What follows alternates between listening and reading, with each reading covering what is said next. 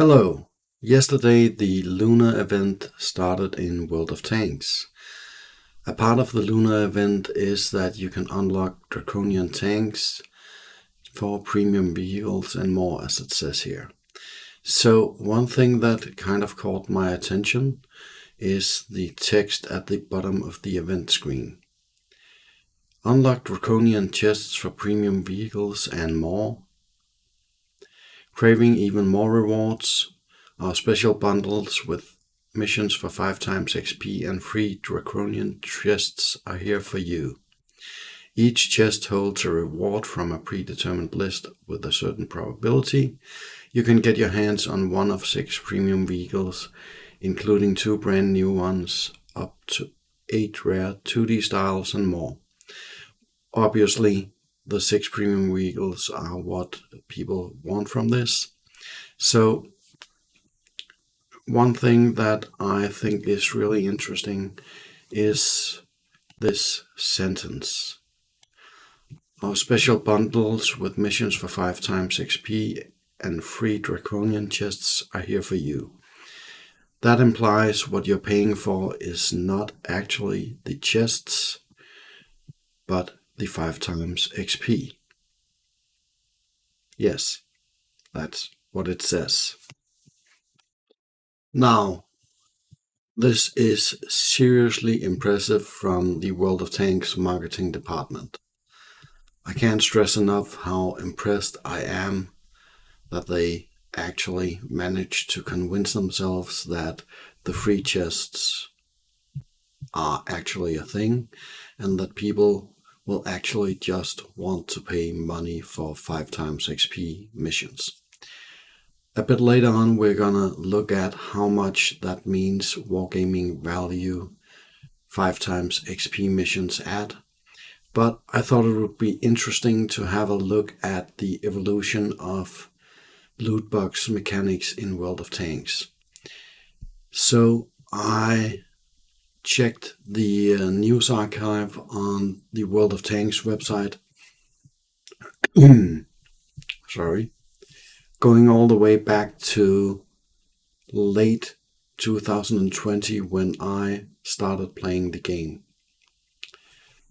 So I created this timeline on Time Graphics, which I was able to do for free, so thank you for that, Time Graphics. And the first loot box event was actually before I started. It started on the 28th of September 2020 and ended on October 11th, 2020. It was called the Last Waffenträger, and the boxes in this case were called footlockers. There was one brand new tank in these boxes, which was the T-77. In addition to that, there were another 15 premium tanks you could get your hands on. The next event, which I was playing when this was live, this was the very first loot box event I was part of.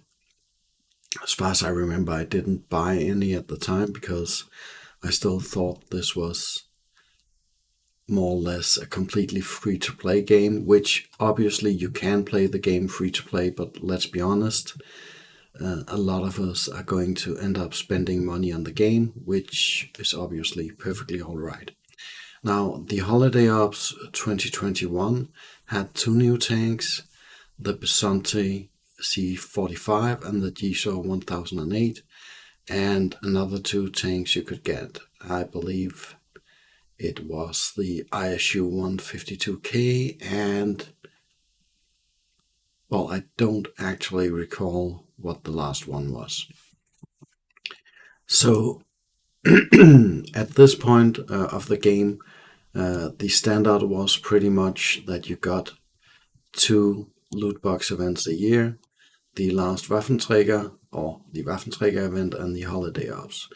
And this was true in 2001, where we had the return of the Waffenträger event from September 27th to October 11th, The new tank here was the Astron Rex, which is now actually available in the trade-ins, not the bond shop, I believe, but definitely in the trade-ins. Great tank, and obviously 11 more tanks.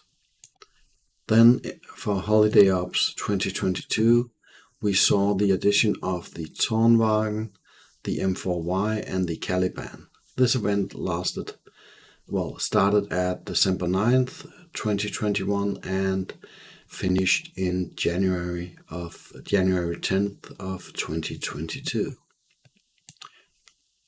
Up to this point, a very similar pattern. It repeated itself in 2022 with the Waffenträger Legacy, which brought us the Chieftain Proto and the KV4 KTTS. This was, as far as I remember, the first time we had a tier 9 premium in any of the loot boxes, in the case of the Chieftain Proto. For Holiday Ops 2023, we got the Iron Arnie, the Char Emily 75, and the BZ 176, which is plaguing the game to this day. The event was 1 month and 9 days long, which is now pretty much the standard, but still the game followed a pattern of having 2 loot box events every year. This, spoiler alert, was about to change, because in March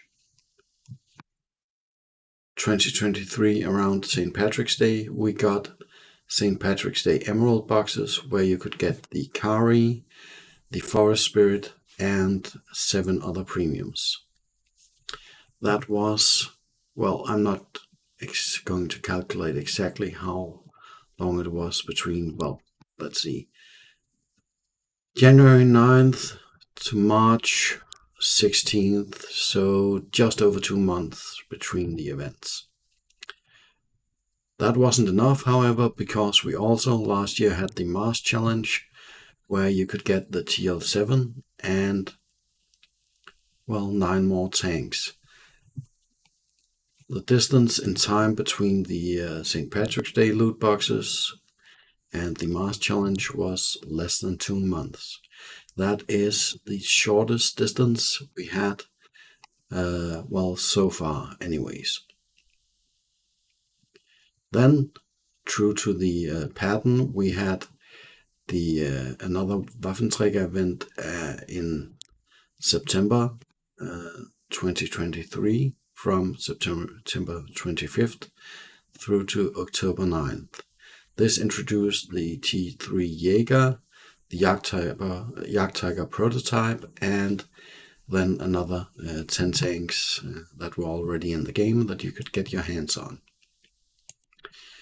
And then, true to form, we had the recent Holiday Ops event introducing 4 tanks, the Tiger Mouse, the Object 752, the Type 63, and the XM66F. The Holiday Ops event lasted from December 1st through to January 8th, which is pretty much the standard amount of time. Fast forward to yesterday, where the Lunar event started on February 8th, where the Object 590 and the Miel, pronunciation is kind of difficult here, was introduced into the game, and this event seems to be lasting from February 8th through to, February 12th or 14th or something like that. So a few days. What's interesting here is this starts on February 8th, and the last day you could purchase Holiday Ops boxes was January 8th. So exactly 1 month to the date from the last loot box event to the new one. So the next question is, obviously, what's the March loot box event gonna be? Another St. Patrick's Day event? Who knows? Considering the prior statement on the website, our special bundles with missions for 5 times XP and free Draconian chests are here for you. We have to assume that the chests themselves are actually free, and what you're paying for is actually going to be 5 times XP missions. So I thought it would be kind of funny to see what value Wargaming put on those 5 times XP missions. So in my localized currency, a bundle of 5 times XP missions would be 33.83 Danish kroners. In euros, that would be 4.4 euros. And if I divide that by 5, well, then each 5 times XP missions would be worth 0.88 euros.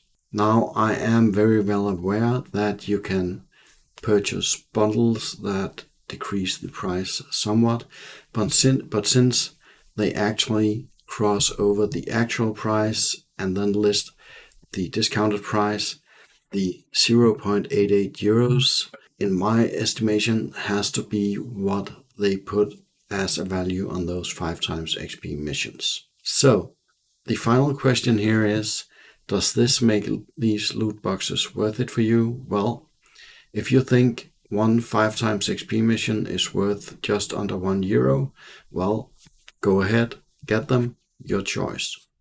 If not, then you have to consider if the free stuff, which in this case would be the chests, whether or not the content of that is worth it to you. Now, the new tank is the Object 590 and the Miel, which is not a new tank but a reskinned Barask.